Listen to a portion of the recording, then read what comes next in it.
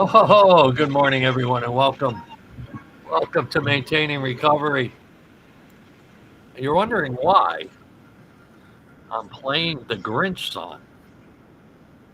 Today, we're going to talk about behaviors and attitudes in recovery and the methods that we take and the levels to get where we are. So, as you know, what the Grinch did, he stole everything from the Who's. He was mean, he was ugly, he didn't respect anyone, he didn't. He, he didn't have an attitude, except he was mean all the time, all the time.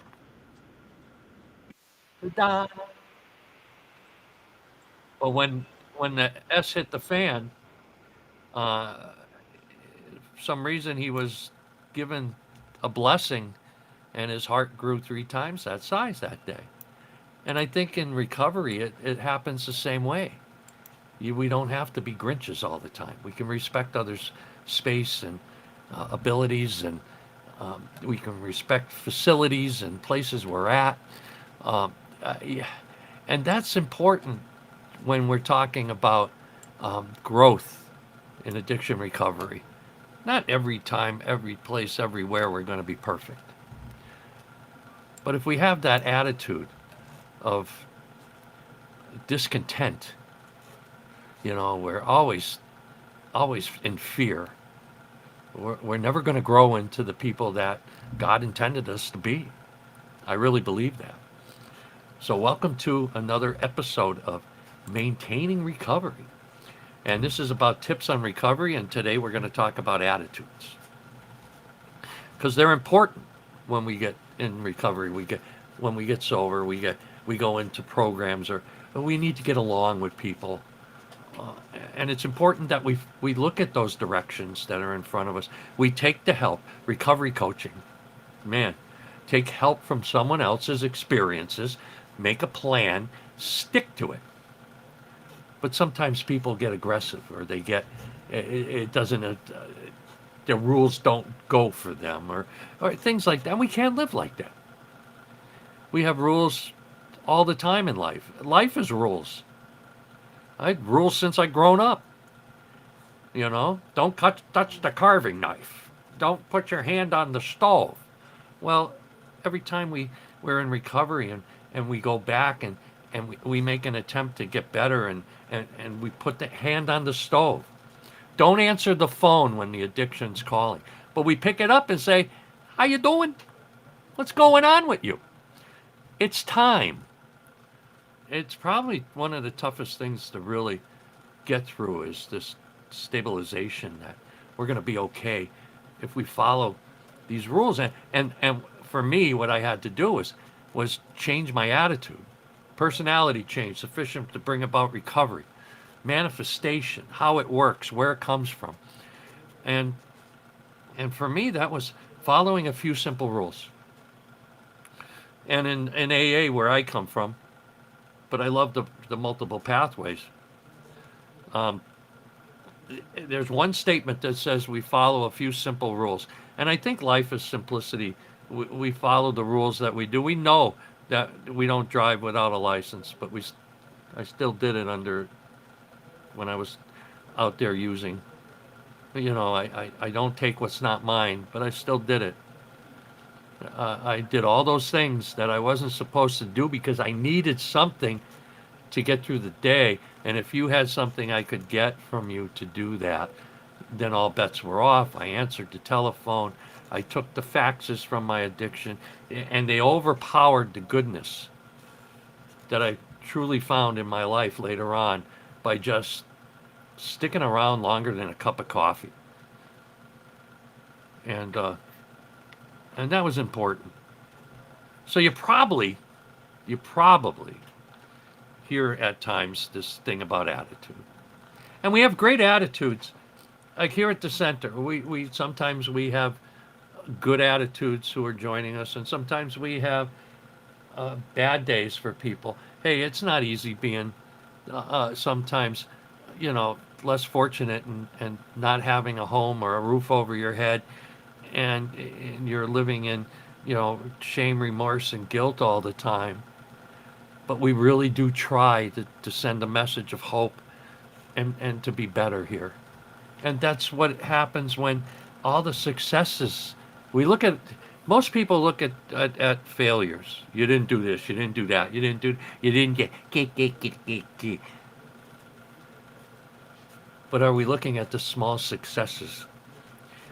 The guy who drank less than he did yesterday and really wants an opportunity to get better.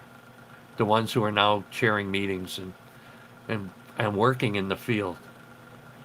Um, I'm been sober a very long time, and every day I still do the same thing I did when I got sober all those years ago. I ask for help.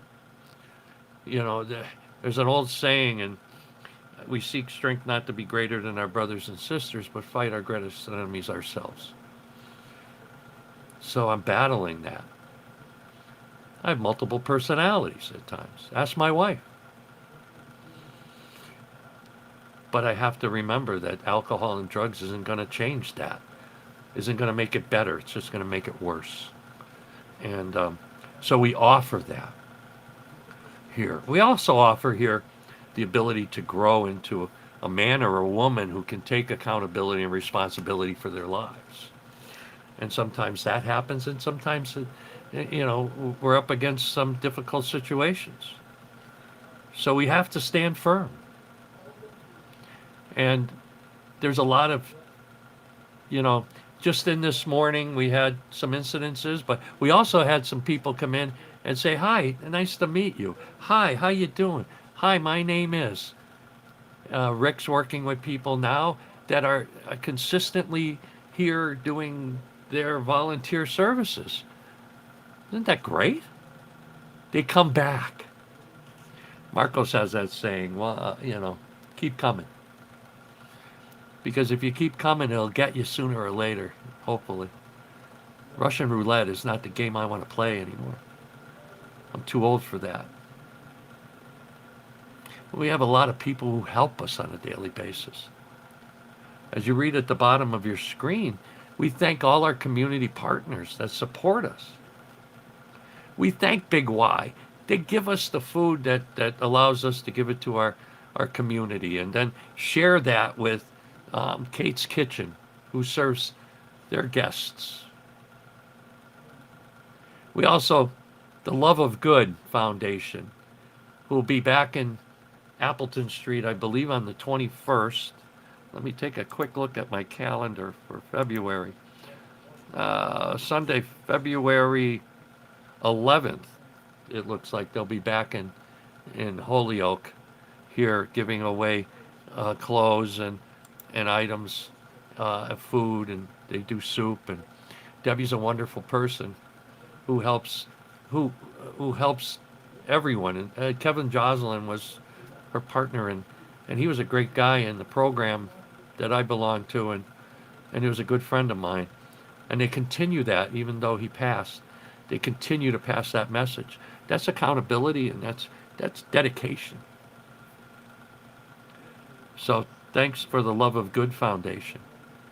Steve Sports is a business that really does all our swag and our logos and our shirts, and a man who could make a fortune off of what we do and doesn't charge us more than it takes to make it because of what we do. And we learn from these people.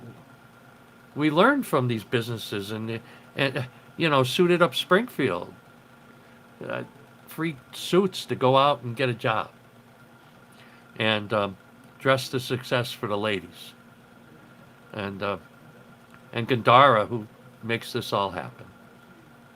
And there's probably many, many more that come in on a daily basis, dropping off food, dropping off canned goods, and coats. Winter coats are welcome.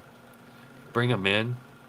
Canned goods, please. We're everything. And if you have the ability, and you're in the listening of this show, Kate's Kitchen is looking for single service cereal boxes, because after a cold night on, you know, when their shelter is open, they do serve breakfast the next day for them before they leave, and they're in need of these products. So if you want to drop them off to them, 81 Hamilton Street, Kate's Kitchen, or you can come here and we'll bring them for you. Um, Non-perishable food items are welcome. We have our own community chest here for our members. So there's a lot of things that we do good for our community, and all we ask in return is a little bit of respect for the building, our staff, and our community. And you can come in and you walk in and there's no big guidelines on the wall that says, stop, you can't do that, red lights going off. And no, it's an unwritten rule that you act like an adult. And I think that's important, because then you're part of something better. You learn to act and react. The attitudes begin to change. And that's why we thank our staff and our peer leaders who have made that journey up the ladder. Our volunteers, who are always important. Rick has our volunteer coordinator, our outreach, Mandy, taking our members out on outreach and letting them tell a story.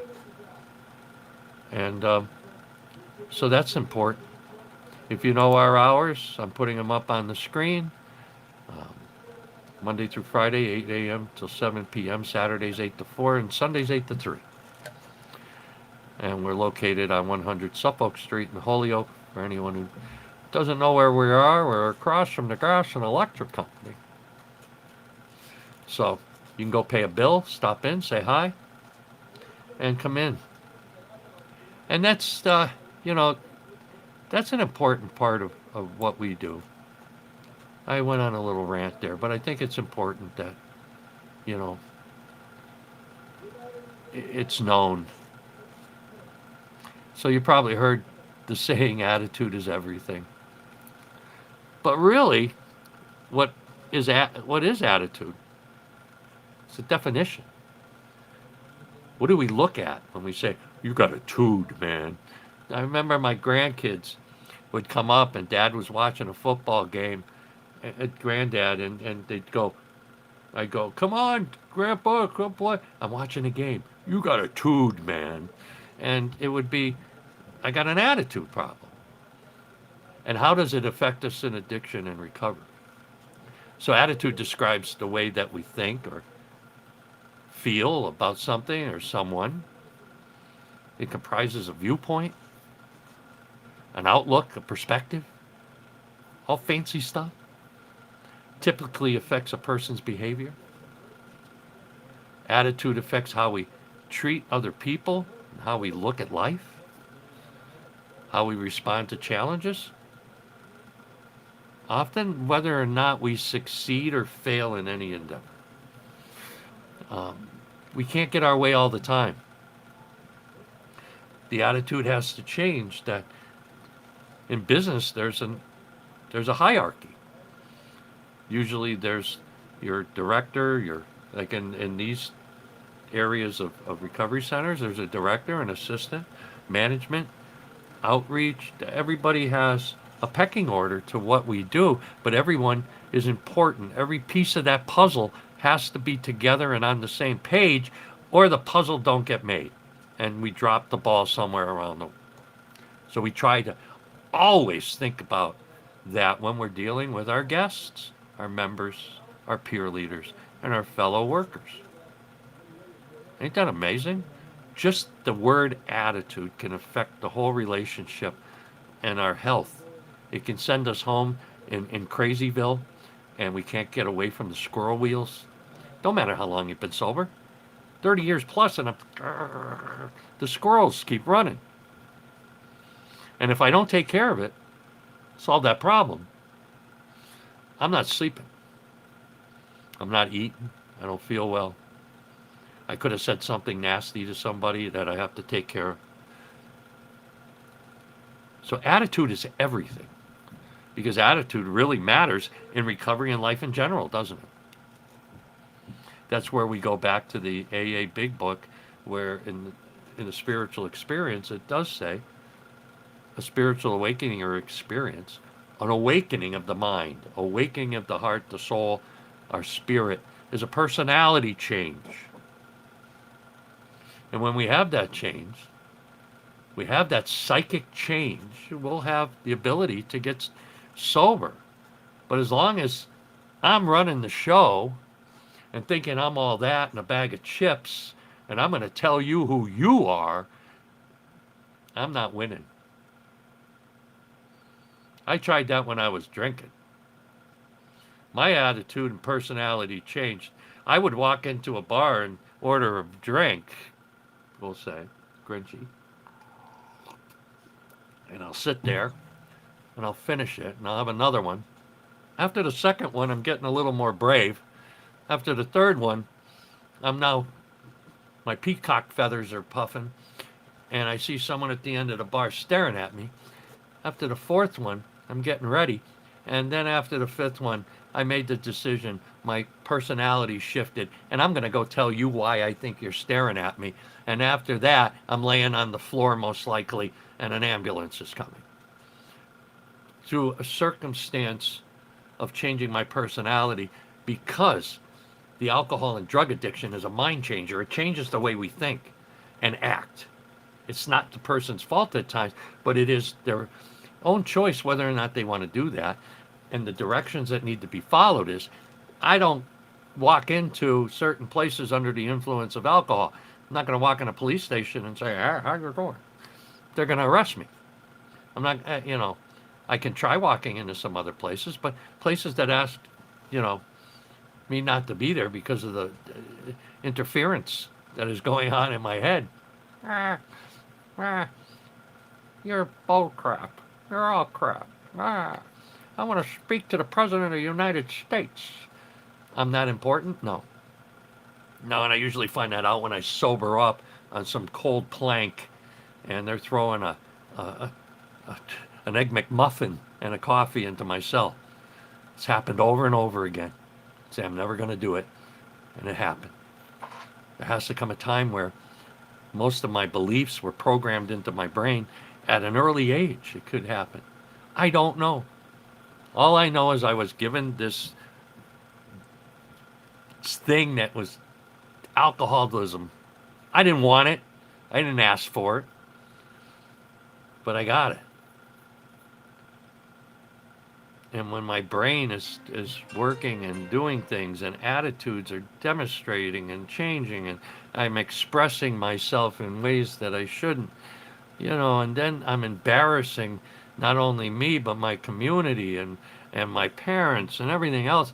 Take that and go today when that happens. Sometimes people are asked, take a walk, not because we're hurting them, because we want them to think. And they won't embarrass themselves and others in the community. The community is it. No one's bigger than the community. That's why the fellowships out there of AA, NA, OA, AAA, they're all part of a fellowship or a community.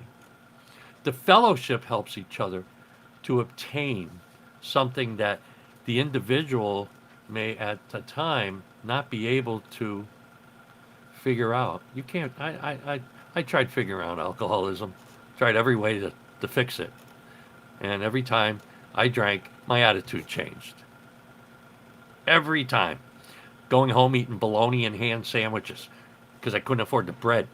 I'm stealing out of people's refrigerators and sneaking in their houses and asking to sleep on couches and ending up on a riverbank in a cardboard box at the end, begging for money.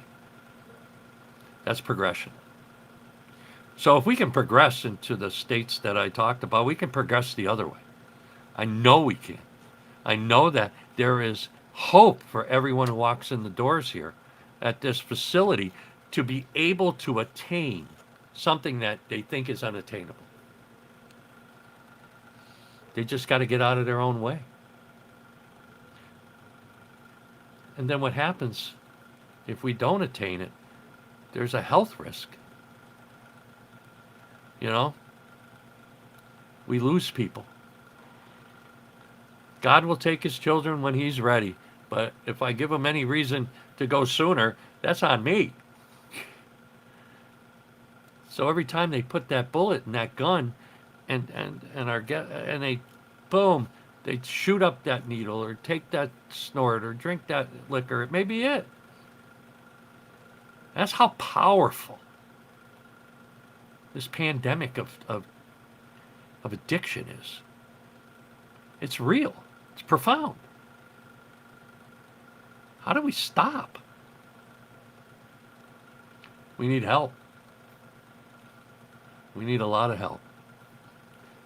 And so let's talk about a minute that how does attitude affect recovery? So in addition to affecting health, which we know it does, drive down the streets of Holyoke or down the roads and take a look at how this addiction has created these poor individuals to walk around like zombies. So what's the solution? To send them all to jail? No. Thank God for Judge Hadley. Let's look at recovery. Let's look at detox. Let's look at alternative methods of finding it. I'm a traditionalist, and I will stand on my soapbox, and I will tell you my program works. And you can stand on your soapbox and tell them your program works. And we'll all stand around telling them that the program works, and everyone on their soapboxes that are standing around telling it works will come to one common malady. That when they start, they can't stop, and when they stop, they can't stay stopped, and it's not going to happen without a spiritual experience. So let's put our soapboxes away. Recovery requires motivation, don't you think? Don't you think motivation is more than a desire for an outcome? It includes additional elements. So when we look at morning motivation, such as confidence in your ability and an intention to maintain a desire for success, we here have a morning motivation meeting that talks about the desires for success as we go along the day. You can have noontime motivation. All right, half our day went good, part of it went like crap, and now we're going to try to remotivate. And the afternoon motivation. And guess what you can do? You can start your day over anytime you want by just saying a prayer. But motivation with other people, and when we talk about old timers or long timers, they have fought through all the problems in life, and they're finding the solution. You can't be a victim if you're the problem. They yell at me all the time when I was young. Can't be the victim if you're the problem. And when I'm using drugs and alcohol, I become the problem. I become the son at the kitchen table on Thanksgiving who can't keep his head up and he falls into mashed potatoes. I become the guy that they're calling the police on because, I'm knocking on doors looking for money. I've done it all. Been arrested for assault and battery on fast food mascots because I told myself I wasn't going to drink that day. I embarrassed my family, my wife, my children. I should look in the mirror more often. So in recovery, motivation also requires an ongoing decision. We have to make decisions.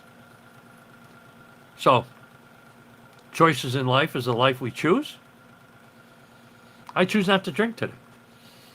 If that was that easy for me just to go, all right, today I'm not going to drink, use drugs. If it was that easy, everyone would get it by just saying those words. It's not that easy. Recovery's hard. It's supposed to be hard. It's the hard that makes it great. I really do believe that. I believe that it's the heart that makes it great. We um we have to be diligent. We have to fight every single day because it's waiting for it. It's outside doing push-ups right now. Me and my brother Ray talking shop, and you know what? When we walk out that front door, it's waiting. It's waiting for us to be at our weakest point. Anyone here in this building, it's waiting. It's out there getting, it's pumping up. It's doing freaking steroids and all this stuff. And addiction is strong. It's horribly strong. It's the toughest thing I ever went against. And I've had many things that I thought were tougher. But fighting addiction, being a good person is tough. Being someone that has a desire to be good is tough. So motivation and recovery is aided by a positive attitude. Back to attitude. So we just talked about resiliency, to overcome setbacks, being able to meet certain things head on, having a group of individuals in our circle that we can rely upon and call and be able to say, hey, I need to talk. Recovery coaches, we have our doors open here all the time. You can walk in this office right now and sit in that chair and say, I got a problem, and we will stop. You can walk in Ray's office and we will stop. You walk in James, we'll stop. And we will take time because that's how important our members and our guests are. Peer leaders. You go, what's that? That's a member who's been around a while, is learning stuff, taking responsibility here, maintaining a job in the a volunteer job in the center. That's amazing. And shows up. And shows up. Suit up and show up. That's what they told me early on. So, motivation in recovery is aided by that attitude. So with a positive focus, it's easier to get back on the horse. Why do we want to get back on? Why do we? Relapse doesn't have to be an option here. It doesn't. Pain is inevitable. There's going to be pain. Going to be changes. There's going to be a whole bunch of changes where I can't hang out with certain places, certain people, do certain things. But that change may have pain along with it. That's inevitable. But relapse doesn't have to be the option. But with a positive focus, if you did slip, with that attitude, you can just say, yeah, I'm done. I'm back on the horse. Oh, one more time. I'll go one more time. I'll do it one more time. And then we're putting people in grounds and headstones because of one more time. I think I got sober the day before I died. I really do. I mean that. You know, I also knew if it was my last drink, I'd probably order one more before I was done because that's my attitude. Don't want to miss anything. Let me have one more. But instead, I had to decide to see myself as someone who is capable of being an honorable person and someone who's willing to work towards that goal of recovery. It's the largest turnover of job imaginable. It takes a lot. Working in the field is not your recovery. I'm going to say it out loud. Being part of other than your job, there's other programs and fellowships that are part of recovery. I know people who love church and love the other 12-step fellowships, and sometimes that's good. That's good. It works for me. So my recovery is personal, and yours is personal.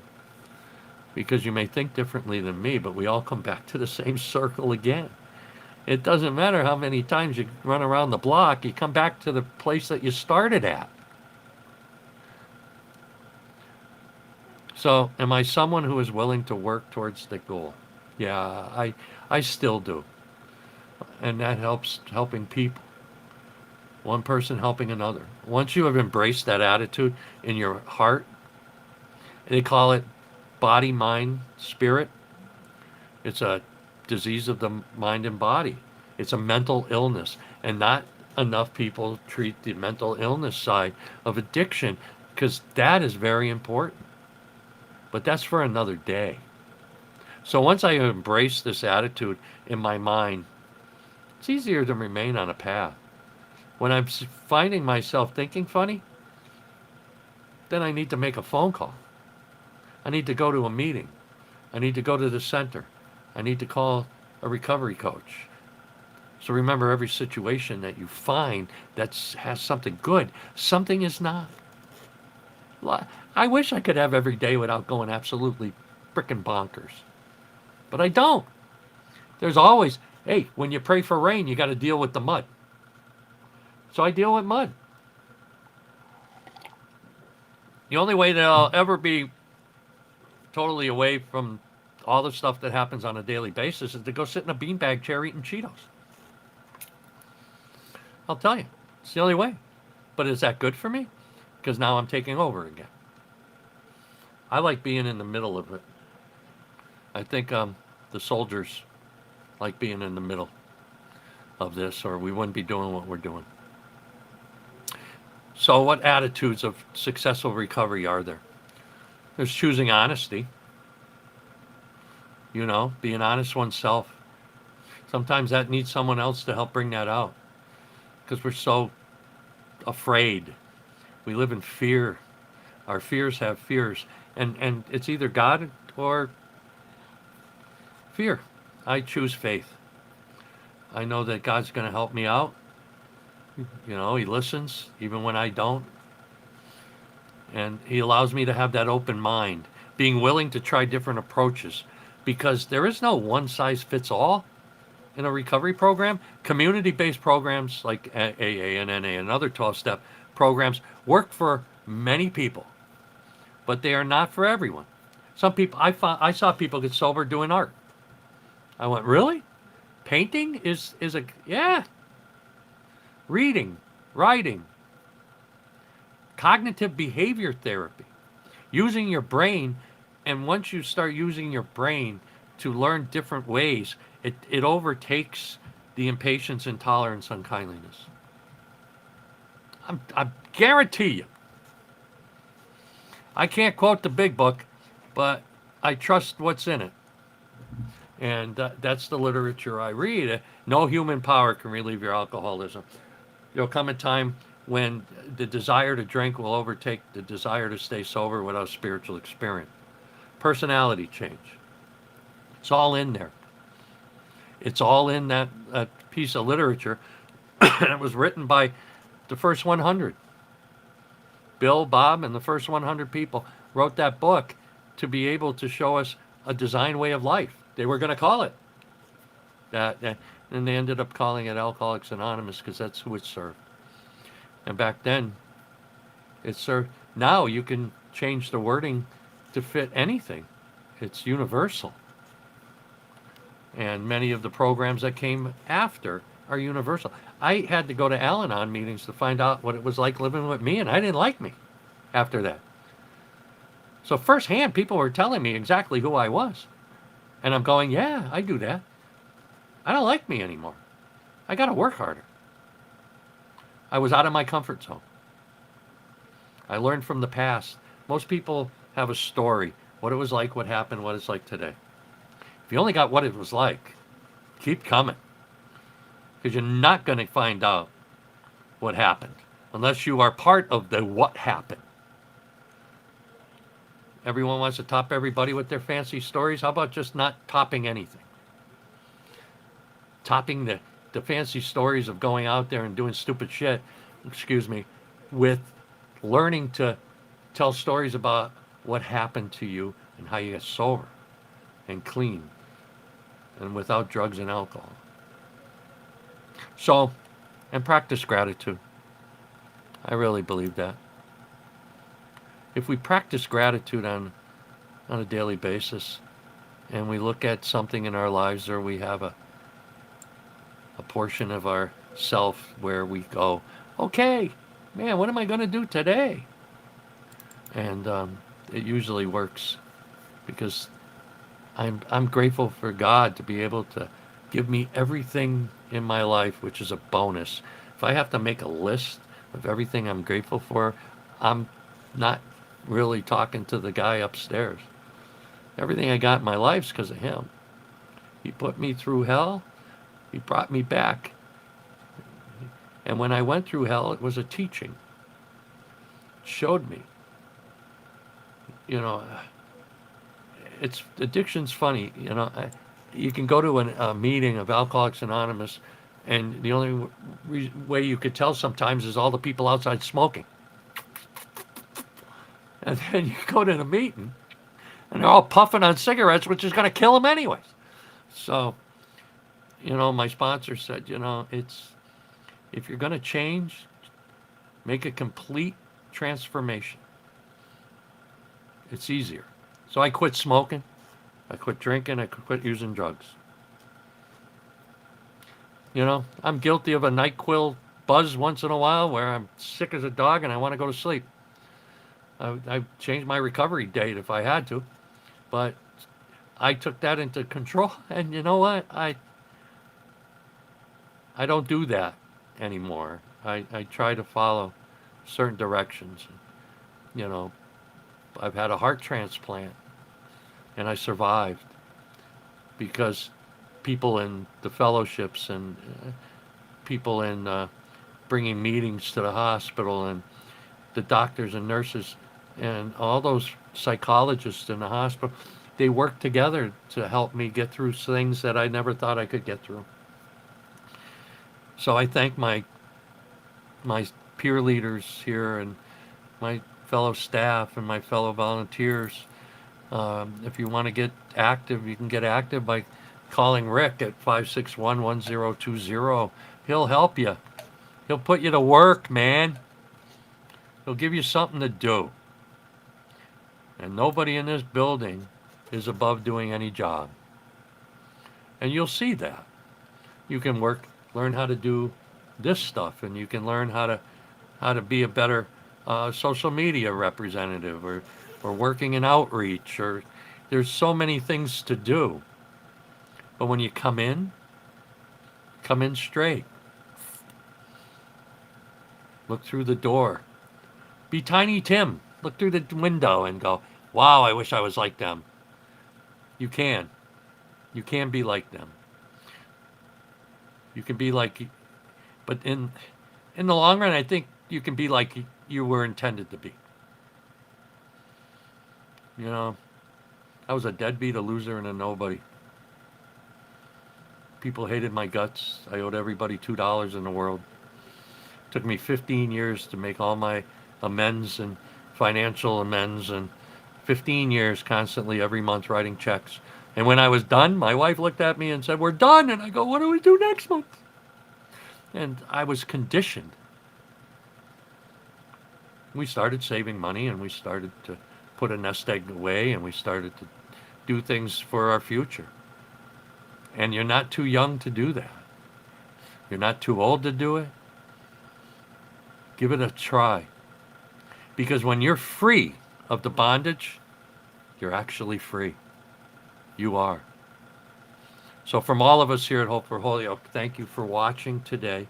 Maintaining Recovery is every Wednesday from 11 till I'm done splatting my face. And once again, we're at 100 Suffolk Street in Holyoke. We've got some major events coming. We've got Black History Month, where we're going to have a major event. Our flyers are on our Facebook page. If you're on it, just switch over later. If you're on Facebook, we also have a Valentine's dance. We also have Reverend Helson coming in for a breakfast and a meal during the month. We have our let me see. Our Valentine's Day card making is coming in on Monday, February 12th. We've got so many good things coming your way. We have a new group at night called Spiritual Recovery with Elvin. He talks about the in depth more about the spirituality of recovery, and it's important that I listen, and I listen to it, and I just take it and I process it in my own way. But if you're looking at what part of recovery is spiritual, what part of water is wet, it's all wet, so it's all spiritual.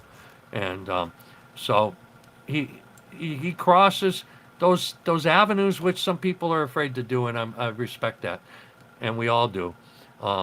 So his show is every Monday through Friday at 7 to 7:30, and he has different topics through the evening.